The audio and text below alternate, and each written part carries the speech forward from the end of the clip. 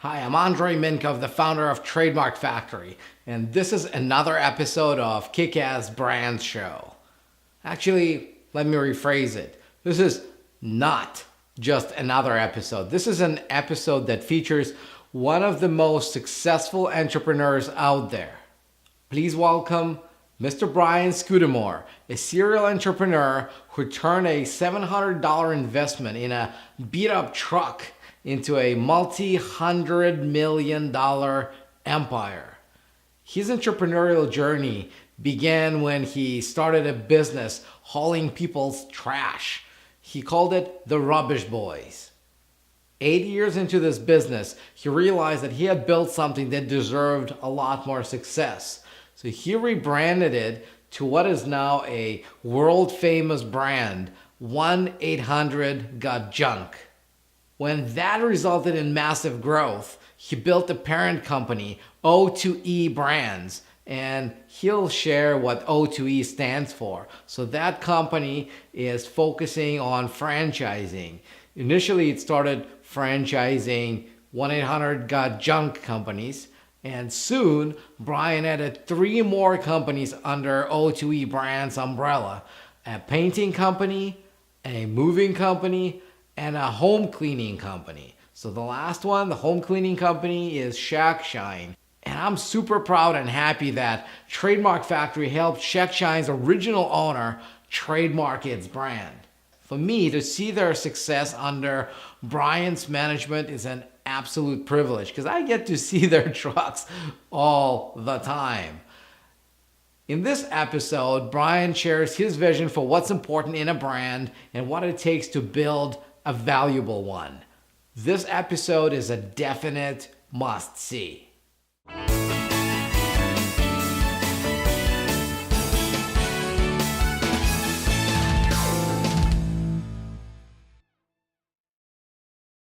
So, Brian, thank you for joining me today. Really, really appreciate this. You're a legend in the business community because you managed to do something that most entrepreneurs only can dream to do, which is come up with an idea, build it to a massive business, and then come up with more ideas for more businesses, make them also successful. And having you here today on the Kick-Ass Brand Show to share what your experience was is just an absolute privilege. Thank you.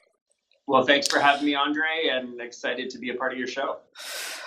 You're, to me, basically the prime example of understanding the value of the brand. That's why it's so good to have you here. So I'd love to take you back in history to how you started the companies, the 1-800-GOT-JUNK, which wasn't called that when you started it, and that's a brilliant idea. But I'm wondering, as you decided to build that business, and everybody knows the story about. Well, actually, why don't you tell us briefly the story, how you came up with this idea and how you came up with the name? Sure. So I started as a way to pay for college. I was in a McDonald's drive-through.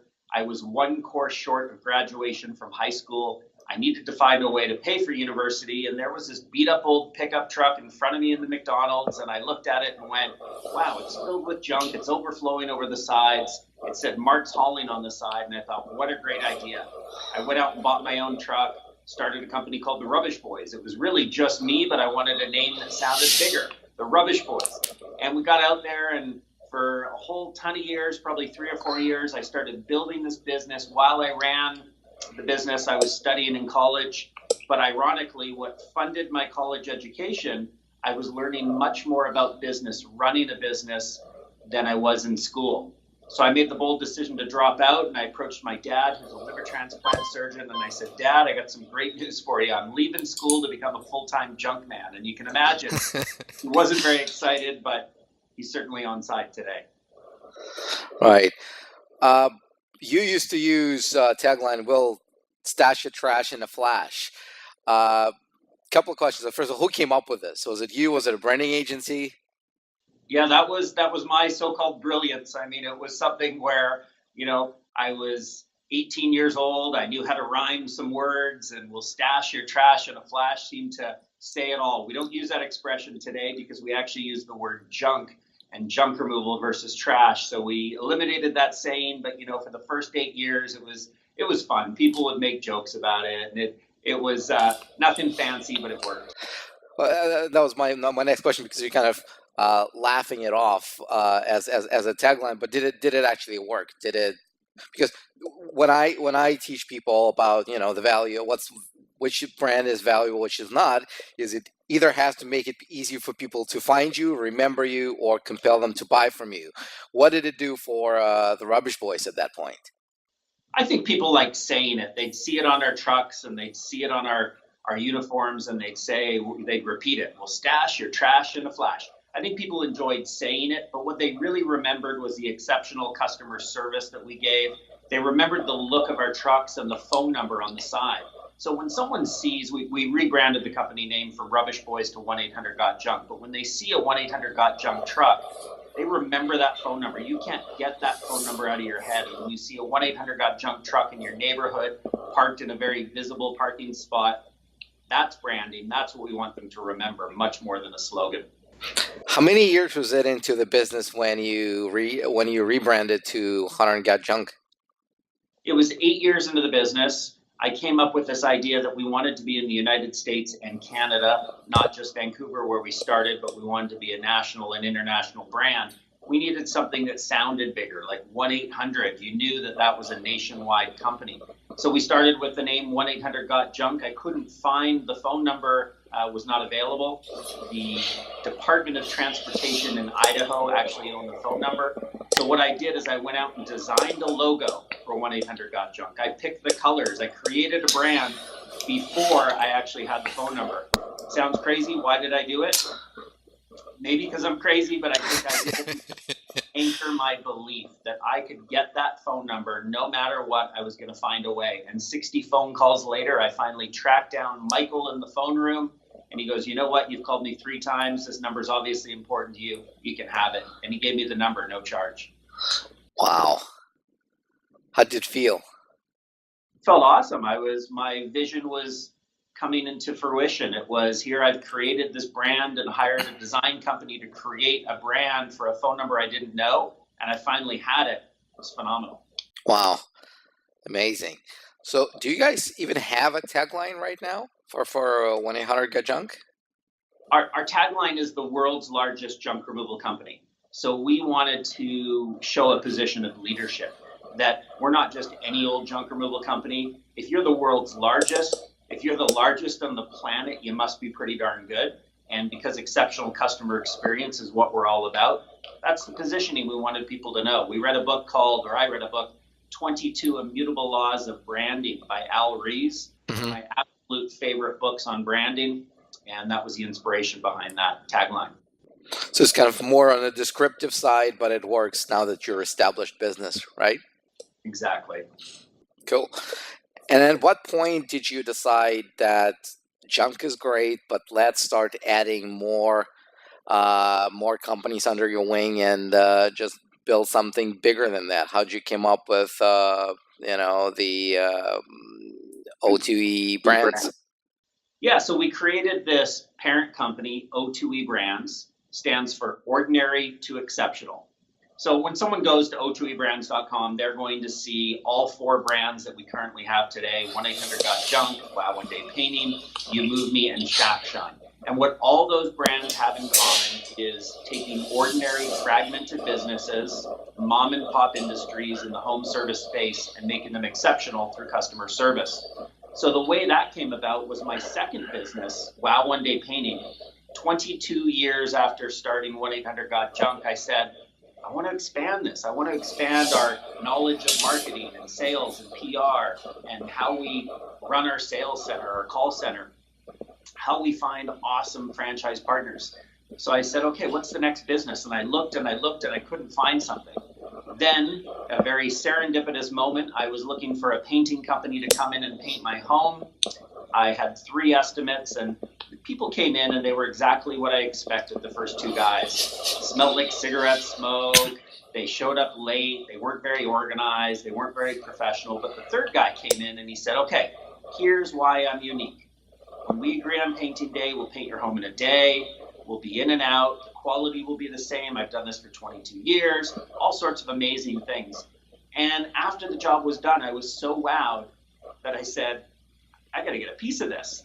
I partnered up with the founder, ultimately acquired the company, and we franchised it. And today we're in almost 50 markets throughout North America.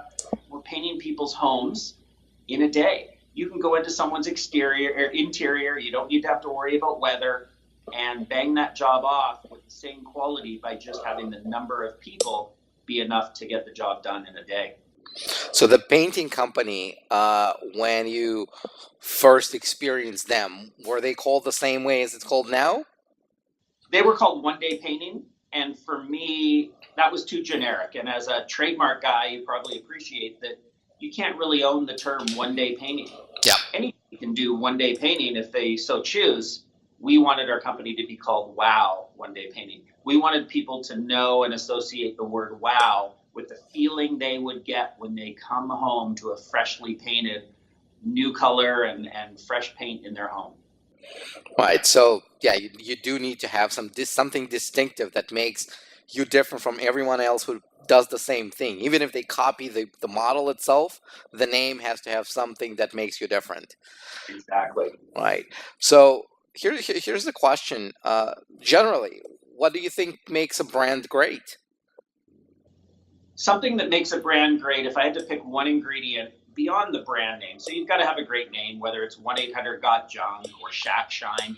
You need a great sounding brand. You need something memorable. But I think the number one thing in building a great brand are the people.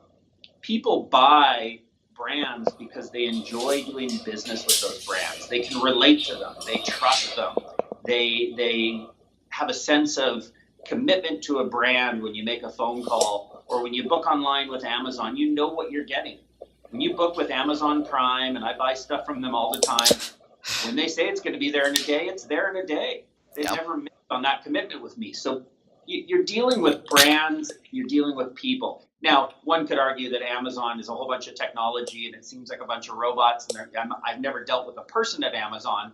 But of course, there's people behind that brand. We know it's a large company with some great leadership where they're building a great company and doing what they say they will do. People do business with people. And I think the thing that we've done best in building a great brand, it's our reputation. You don't get a second chance to make a first impression. And every single thing we do in our business is about making a great impression and continuing to build and add to our reputation as a brand. So when you're making decisions about acquiring a new business, maybe bringing somebody else under your wing, if you were to kind of evaluate the proportion of how much of that decision is based on their business, how viable their business is, or good their customer service is, on the business side, and how much of it has to do with the brand that they were able to build. I think the most important thing, when we look at Shack Shine, our newest brand in the family, the newest baby, so to speak, it's been 3 years with that brand. We fell in love with Dave Naute, the one who created the brand and created the first operation here in Vancouver. We fell in love with him and his leadership and his values much more than the actual company and concept. We knew that there would be magic there, that if we came together and did business together, and he's our managing director of that brand, that we knew that that was the great sort of, the greatest ingredient there was the leader, the person, much more than the concept. Now, again, the concept had to be a good one. People clearly need window washing, gutter cleaning, power washing, but it was Dave Naute and his leadership and passion that really got us fired up. So person at the top, business second, and brand last? I think that if someone had a not the greatest name in the world, but they had the right leader and people, and they had the right sort of mindset of what they were building and really preserve their reputation, the name will one day stand for something. You can look at plenty of brands out there. I mean, what does Kellogg mean as a word? One could argue it's just someone's name, and is it the greatest brand in the world? it's what it stands for and what it's all about. And so I think that the name is the least important of those three elements that you threw out. That's exactly the point I'm always making, that if you look at top 100 biggest brands that are valued in billions, none of them are exceptional piece of art or great work of literature. They are so valuable precisely because of what they stand for. And like the Nike's most iconic logo, the swoosh, right? It's not the most beautiful thing in the world. It is so valuable because Nike's selling millions of pairs of shoes every year, right? Yeah. So if you look at a brand like Zappos, Zappos is one of my favorite brands because they really stand for amazing customer service. They will do whatever it takes to make sure that the customer is thrilled. And if you think of their name, Zappos, it comes from the Spanish word zapatos, which means shoe. Mhm. Now, if you look at that word, Zappos on its own, it's not really meaningful. It's a made-up word. But when they built the business and over time built the brand, it ended up really standing for something. Yep, that's a great point. Actually, since you've mentioned Shack Shine, we were the ones who helped Dave trademark it. Awesome. And so before he got to know you, and I totally agree with you how Dave is a great guy and has great vision, and he came to us to help him trademark Shack Shine, and then Cool. as the process was almost over, said, Andrei, I got good news. And what is it? Well, I'm, getting to be with Brian, and I'm like, oh, that's interesting.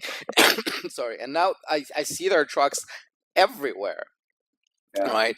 And it feels so great to know that I was able to be a little part of that. But my question for you is, how did Dave and Shack Shine got under your wing? I mean, how did you got under your radar? How did you even find out about him? Did he come to you? Did you come to him? What happened? I knew Dave through the Entrepreneur Organization, so I knew him for 20 years. Years ago, he wanted to buy the Vancouver franchise for 1-800-GOT-JUNK, and I wasn't ready to sell it. Uh-huh. And 20 years later, we got back in touch, and he said, I've got this idea. I think it's a great business. It should be a part of O2E Brands. We should talk. And he kept emailing me and calling me, and we'd get together for lunch or a glass of wine. And at the end of the day, again, we fell in love with Dave, and Dave's done a phenomenal job. Over 100 vans on the road, and it's pretty exciting stuff. Wow, this is fascinating. So again, it was mostly the person at the top of the decision making, right? Absolutely. Yeah. Wow. The right person, then the right service, and then the name comes second. I even told Dave when he came to me with the name Shack Shine, I was like, I don't know if I'd want someone calling my home a shack. Are people going to have concerns with that? And, the name we ended up falling in love with after we met Dave and got his passion behind the story and why he loved it. He thought it was a quirky name that wasn't meant to be taken too seriously. It has a nice ring to it. Some good alliteration there. It's good. He's done a great job. It's funny you should mention that people would be upset about calling their house a shack, because in the U.S. when we were dealing with the U.S. Trademarks Office, they said, well, the name is descriptive. I'm like, hello, it's not that we're making somebody's shacks shine. It's anything but descriptive, and we were successful in that argument. But it's interesting.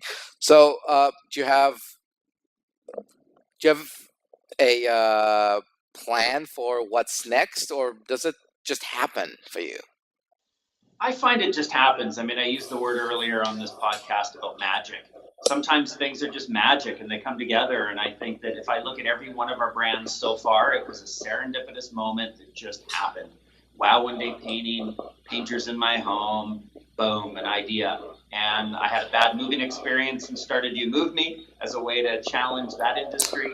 And then again, Shack Shine, the way Dave and I connected. So I think brand number 5, there's nothing in the works, but something will happen that will be pure magic. And off we go with brand 5, finding the right leader and building another national success story. So you are obviously an extremely successful businessman. You're still, in the office. you're still, with a team, you're still running the show, you're still coming up with all those great ideas. What's the one thing that wakes you up in the morning? What wakes me up in the morning? My iPhone, 5:55 a.m. Boom. But literally, I get up early and I find that I am so stoked about life, about building great businesses and watching the people that we have come in here and take an opportunity and run with it. I love nothing more than growing people, brands. It's never been about the money, never will. I don't see myself ever selling any of the businesses because it's just such an exciting thing knowing that we can create something bigger and better together. That's amazing. So what I would love to do is for you to give 3 actionable tips to people who are watching this and who are trying to build their own businesses, trying to build their own brands. What would be the 3 tips from Brian Scudamore? Number 1 is create a vision, a painted picture. And if anyone ever wants to see our painted picture, you can just fire me an email. You can send it to brian.scudamore@o2ebrands.com, or you can find me on all the social media like Instagram, and I'll send you a painted picture. But a painted picture, a vision, for me is the number 1 most important. Know where you're going. You don't have to figure out how to get there. I created the 1-800-GOT-JUNK brand vision without owning the phone number.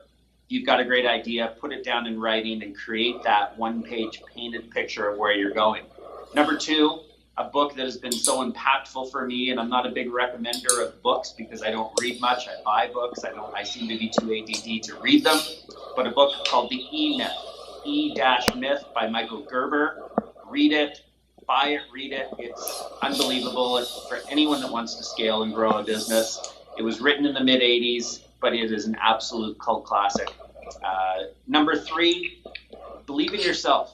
Figure out a way to surround yourself with people who believe in your idea, believe in your painted picture, believe in your dream, whatever it is you choose to do. Have people surround you that believe in you, that help prop you up and give you confidence so that you can believe more in yourself, because so much of accomplishing a vision isn't just the hard work, it's the belief and the faith that you can and will make it happen. Wow.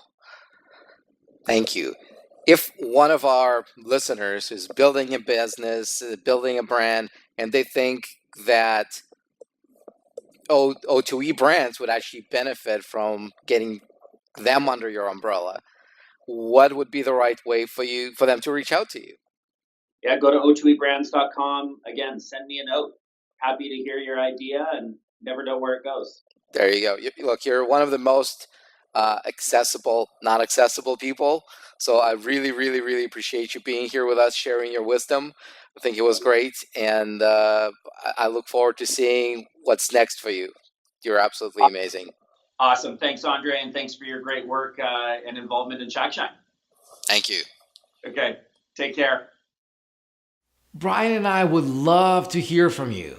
As business owners, we're taught to emulate successful people. How do they get to where they are today? So from this perspective, what did you learn from this episode? What's one thing you're going to implement in your business? So leave your comment below and share this interview with your friends. And don't forget to subscribe to be the first to receive updates about new episodes. And if you think you deserve to be on the show, because you have a kick-ass brand, you have a kick-ass business, email us at next@kickassbrandshow.com. next@kickassbrandshow.com. See you there.